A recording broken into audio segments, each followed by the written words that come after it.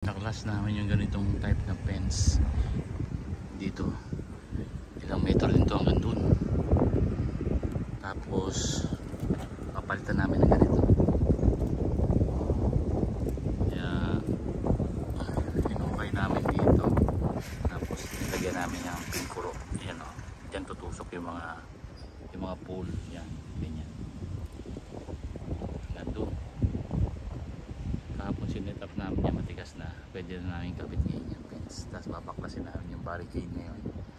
Rental lang kasi yun.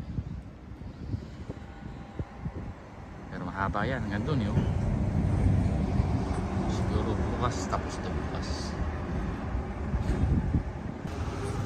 Yung mga binaklas na barricade, sinasakay ko dito. Saka yung mga pipe na binaklas ko. Para hindi na ako maipit mamaya doon. Pagka nalagay na lahat doon. Tapos dadalhin ko dun sa sa dulo kasi may sensor dito, hindi pwede tumaas. Ito yung labas na ginagawa namin. Parking Wins Toyota yan.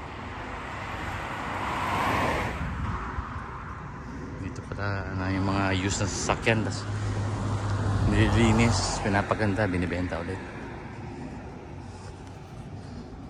Mahaba-haba. Daming damo eh.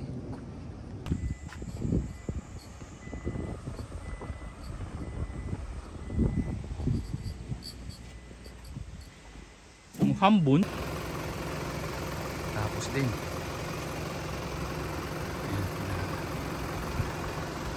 Nandun.